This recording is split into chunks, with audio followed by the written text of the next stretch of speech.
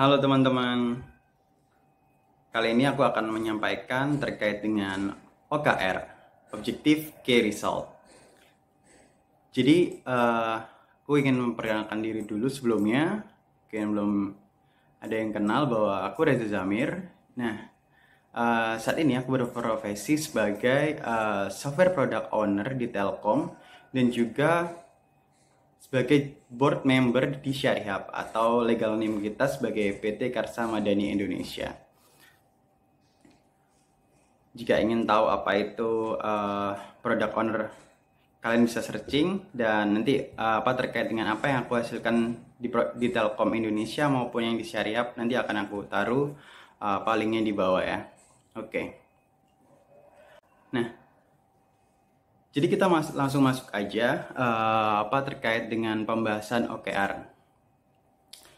Topik hari ini aku akan membahas 4 poin utama. Yang pertama adalah apa itu OKR, kemudian bagaimana cara menulis OKR, dan yang ketiga adalah bagaimana cara menurunkan OKR dari level atas ke level bawah.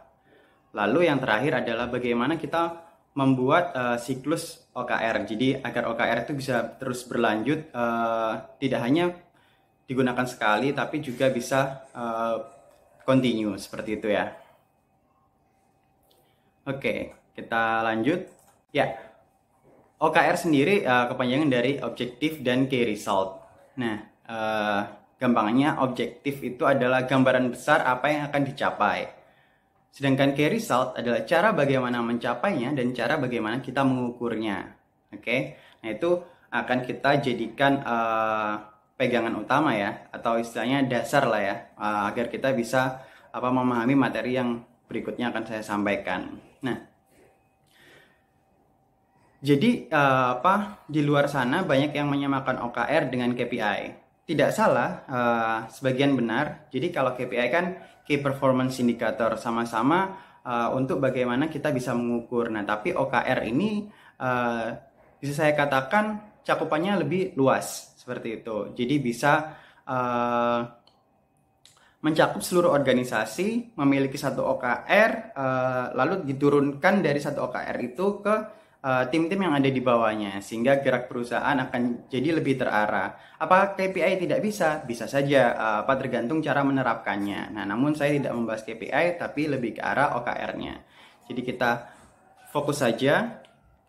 Nah, teman-teman kalau mau tahu sejarahnya OKR itu seperti apa, kalian bisa searching. Nah, kalau tidak salah, saya waktu itu pertama kali mendengar atau mendapatkan materi tentang OKR sekitar 3 tahun lalu ketika ada pelatihan startup.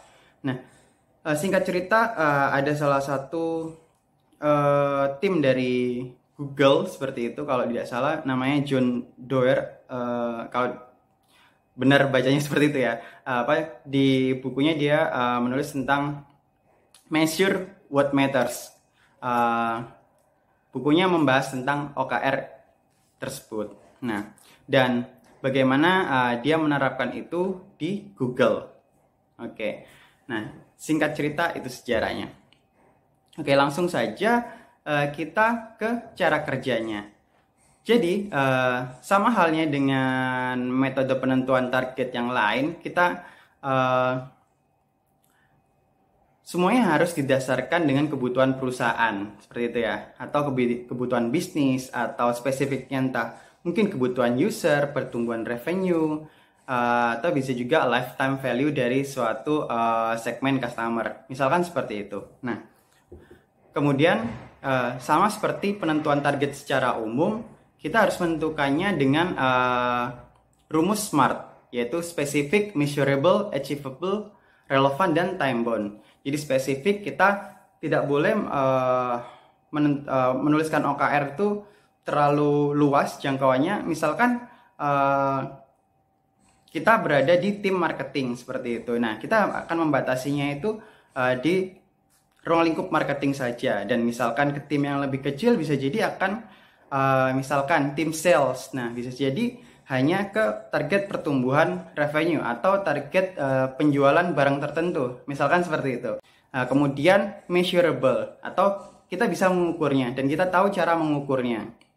Jadi jangan sampai kita menentukan target tapi kita nggak tahu gimana cara mengukurnya, dan kita nggak bisa memvalidasi berapa sih yang sudah kita capai. Nah, misalkan teman-teman memakai tools Google Analytics untuk mengukur jumlah monthly active user misalkan, atau user yang berkunjung setiap bulan ke websitenya kalian, seperti itu. Nah, kalian harus punya toolsnya seperti Google Analytics tadi, atau kalian pakai cara manual seperti Excel atau spreadsheet, Google Spreadsheet. Nah, dalam menghitung mungkin ya seberapa banyak customer yang kalian dapatkan dalam bulan ini misalkan, atau berapa banyak barang yang terjual bulan ini gitu ya. Nah, kalian harus punya alat ukurnya. Nah, itulah measurable gampangannya. Kemudian achievable. Jadi kita memang menentukan target ini harus ambisius ya, harus ambisius dan challenge tim kalian, atau menantang tim kalian untuk jadi achieve suatu hal yang lebih besar daripada sebelumnya. Nah, tapi jangan sampai itu sangat-sangat utopis atau tidak mungkin untuk dicapai. Nah, kalian biasanya bisa menggunakan rumus 2:3 ya. Misalkan di kuartal 1 kalian mencapai omset sekitar 50 juta. Nah, di kuartal selanjutnya kalian menentukan sekitar 75 juta atau naik 50%-nya. Jadi 2:3 gitu ya. Kalau misalkan kuartal sebelumnya kalian bisa achieve 50 juta, coba kalian tingkatkan minimal 2:3-nya atau sekitar 75 jutanya. Jadi targetnya kalian di kuartal berikutnya. Seperti itu. Nah, rumus berikutnya adalah relevan. Nah, jadi relevan dengan apa? Ya relevan dengan kebutuhan bisnis kalian, kayak gitu kan ya. Misalkan di bulan ini kalian memang fokus untuk berusaha menambahkan revenue, ya semuanya harus terfokus bagaimana caranya revenue tersebut bisa meningkat. Nah, kemudian time bound. Time bound ini adalah batas waktu di mana target itu harus dicapai. Nah, jadi seperti itu SMART harus kita juga terapkan dalam penentuan OKR. Nah, kemudian OKR ini diturunkan dari level perusahaan ke tim, ke individu, dan paling bawah adalah sampai bisa diturunkan ke level individu. Nah, sifatnya kuartal. Jadi OKR ini penentuannya setiap kuartal. Kuartal ini misalkan sekarang berarti kuartal 3 ya, yang dimulai dari bulan Juli sampai bulan September. Juli, Agustus, September, oke. Jadi 1 tahun ada 4 kuartal. Jadi kalian pas setiap tahun menentukan 4 kuartal, tapi ditentukan setiap kuartalnya ya, seperti itu. Nah, tujuannya agar apa? Agar setiap kuartal kalian bisa achieve sesuatu yang lebih besar daripada kuartal sebelumnya, melakukan perbaikan yang lebih dari kuartal sebelumnya, seperti itu. Sehingga kalian bisa mendapatkan momentum perbaikan 4 kali dalam setahun setidaknya, kayak gitu kan ya. Nah, tujuannya OKR itu seperti itu. Kenapa kok nggak per semester? Nah, ini tergantung kita ngomongkan ininya ya, dulu yang buatnya ya. Tapi kalau menurut saya 3 bulan dibandingkan 6 bulan, ya tentunya kita akan lebih cepat merespon perubahan ketika kita melakukannya setiap 3 bulan daripada 6 bulan bahkan setahun, seperti itu ya. Nah, di sini biasanya OKR memang digunakan oleh startup atau perusahaan-perusahaan digital yang mengejar agility atau kelincahan perusahaannya agar bisa cepat dalam merespon perubahan. Nah, kemudian yang terakhir adalah diharapkan OKR ini bisa memberikan dampak yang lebih besar, yaitu tadi karena kita bisa lebih responsif terhadap perubahan. Dan juga kita memastikan adanya pertumbuhan setiap 3 bulan. Oke. Nah, manfaatnya. Jadi kita melibatkan seluruh staff.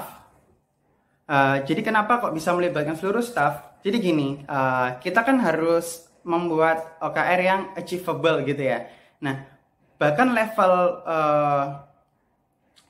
perusahaan pun, top level manajemen, mereka nggak bisa menentukan OKR hanya dari sudut pandangnya mereka, tapi mereka harus tahu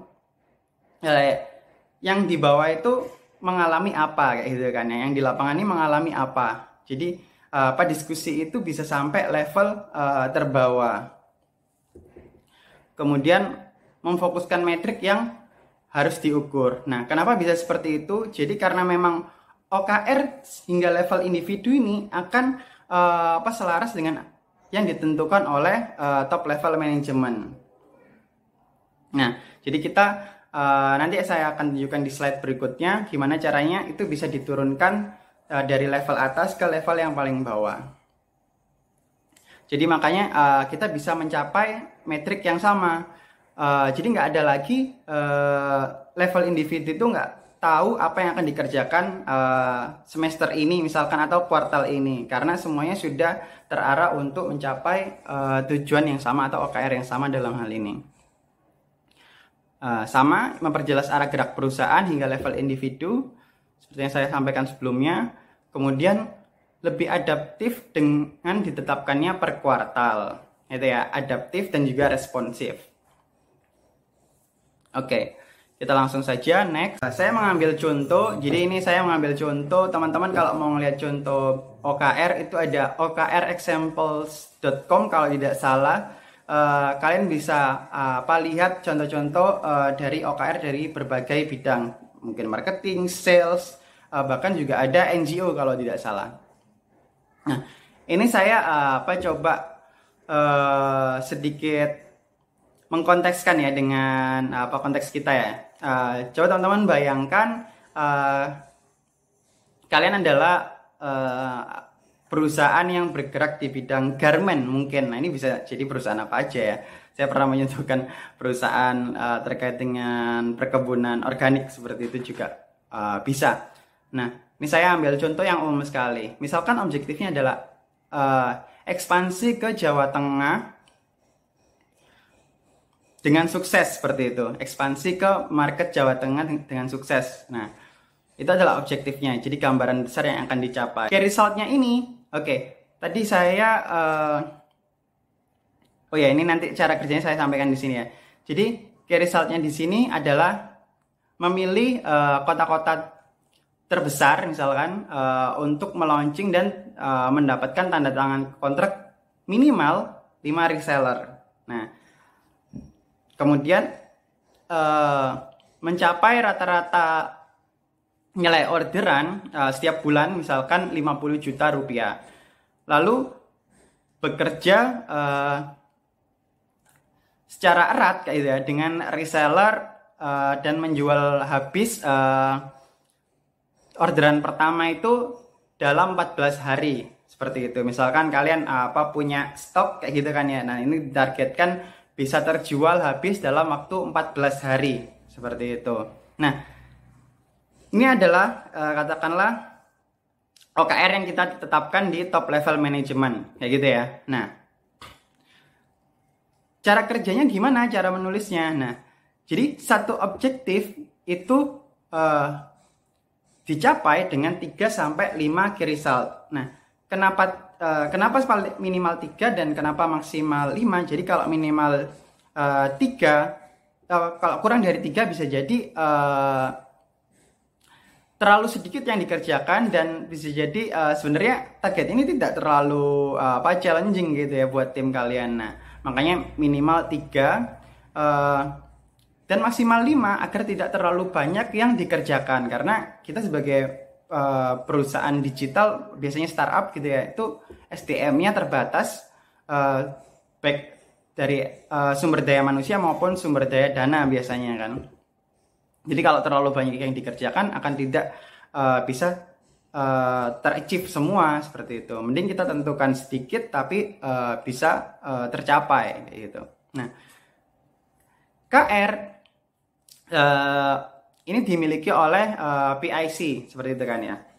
Nah, jadi setiap OKR ini punya PIC sendiri. Misalkan ini adalah OKR-nya dari CBDO misalkan. Jadi Chief Business Development Officer misalkan. Nah, jadi dia fokusnya memang business development. Nah, tujuannya di sini dia menentukannya expand ke market Jawa Tengah seperti itu.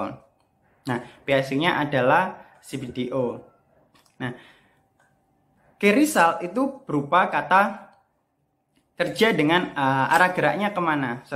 KR itu key result itu berupa mengandung kata kerja ya dengan arah gerak. Jadi misalkan nih memilih kota besar gitu kan, memilih kota besar untuk di launching. Nah, dan arahnya adalah tanda tangan kontrak dengan minimal 5 reseller.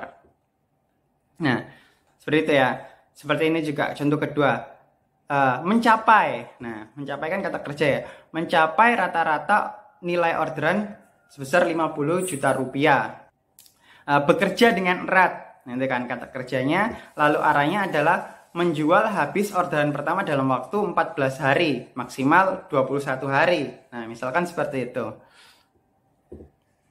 Nah, seperti tadi KR dapat diukur dan diverifikasi atau tadi measurable. Jadi di akhir time bound atau di akhir waktunya kalian bisa ngukur. Gimana cara ngukurnya? Apakah dari tools analitik ataupun dari pencatatan yang dihasilkan mungkin administrasi keuangan atau administrasi bisnis di tempat kalian bekerja seperti itu.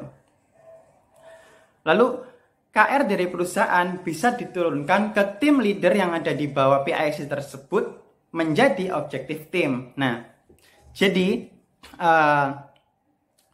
misalkan salah satu key resultnya gitu ya.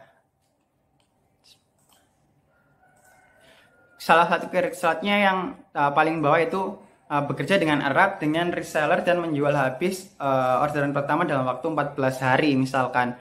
Itu bisa jadi, KR tersebut bisa jadi objektif dari tim leader yang ada di bawah PIC-nya. Atau tadi dalam hal ini CBDO misalkan ada manajer di bawahnya atau GM seperti itu kan ya. Nah,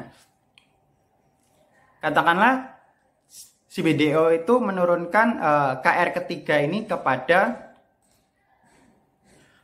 tim leader yang ada di bawahnya. Katakanlah GM sales gitu ya. Nah, jadi GM sales menjadikan KR ketiga sebagai objektif timnya. Nah, seperti yang teman-teman lihat di sini objektifnya berasal dari KR yang ada di atasnya. Nah, GM tersebut harus menentukan key result-nya untuk mencapai objektifnya. Nah, ini sudah saya contohkan, yaitu misalkan merekrut 30 channel partner baru di Jawa Tengah bagian kayak timur, barat, seperti itu. Jadi misalkan dibagi 3 wilayahnya gitu kan ya. Nah, katakanlah 10-10 di masing wilayah. Kemudian setiap resellernya itu berhasil setidaknya menjual ya gitu kan ya. Menjual atau tanda tangan sign kontrak sebanyak 5 deals seperti itu. Nah, kemudian KR selanjutnya mengembangkan relasi dengan 50 target baru atau akun. Misalkan nih teman-teman perusahaan tadi garment ya misalkan ya, jual kain katakanlah ya. Nah, kalian assign kontrak dengan katakanlah 50 produsen baju. Misalkan seperti itu. 50 produsen baju atau konveksi ya biasanya ya. Nah, cara kerjanya seperti yang disampaikan sebelumnya sama, yaitu KR dimiliki oleh tim leader. Nantinya KR didelegasikan ke individunya. Nah, dalam hal ini kan sudah jadi punyanya tim leader, nanti diturunkan ke tim leadernya, ke individunya. Nah, jadi each reseller ya ini bisa jadi punyanya masing-masing reseller. Nanti setiap reseller punya tanggung jawab untuk mencapai key result tersebut. Nah, KR dari level atas bisa menjadi objektif pada level tim. Seperti tadi dari KR yang dimiliki oleh CBDO, KR tersebut diturunkan jadi objektifnya manajernya yang ada di tim leader di bawahnya. Fokus pada apa yang bisa dicapai dari hasil action yang dijalankan. Nah, fokusnya ke hasil ya gitu kan ya. Jadi jangan hanya melakukan kata kerjanya, tapi fokusnya ke hasil, ke arahnya tadi. Kita mau capai apanya kayak gitu. Nah, eh, tadi misalkan each reseller, setiap reseller melakukan minimal 5 deals. Nah, 5 dealsnya itu yang harus jadi fokusnya. Oke? Oke, nah ini adalah siklusnya kayak gitu kan ya. Jadi seperti yang saya sampaikan sebelumnya bahwa setiap 3 bulanan kita akan menentukan OKR baru. Nah, misalkan ini ya Oktober, November, Desember. Nah, untuk menentukan Januari dan Maret, OKR Januari dan Maret, kita mengevaluasinya dari OKR kuartal 4 tahun sebelumnya. Nah, setiap awal kuartal kita menentukan OKR itu, kita harus benar-benar ada dasarnya. Kita jangan sampai katakanlah kalian mulainya dari titik nol, sebelumnya nggak pernah setting OKR, tapi seenggaknya kan kalian punya asumsi terkait dengan bisnis kalian, terkait dengan mungkin total penjualan, total revenue, tim yang kalian miliki. Nah, itu jadikan asumsi awalnya dan coba ditingkatkan targetnya dari kondisi existing atau kondisi yang saat ini ada sebagai target yang lebih besar. Nah, makanya di poin selanjutnya itu kita menetapkan OKR yang harus lebih ambisius dan terasa uncomfortable atau nggak nyaman buat tim kita. Maksudnya gimana? Yaitu tadi tim kita kan sudah berada di posisi mereka bisa mencapai semua aktivitasnya atau pekerjaannya sebelumnya gitu kan ya. Nah, ketika kita tentukan target yang lebih besar, harusnya itu jadi suatu hal yang sedikit tidak nyaman kayak gitu kan ya. Tapi tadi tetap achievable atau bisa dicapai. Nah, setiap biweekly atau 2 minggu sekali itu dievaluasi. Nah, jangan evaluasinya di akhir kuartal, nantinya bisa terlambat kita dalam merespon perubahan. Nah, jadi juga meskipun ini ditekannya setiap kuartal, tapi kita juga harus mengukurnya setiap 2 minggu sekali atau minimal itu 1 bulan sekali. Agar kita tetap bisa agile kayak gitu dalam prosesnya kita menjalankan KR yang ada di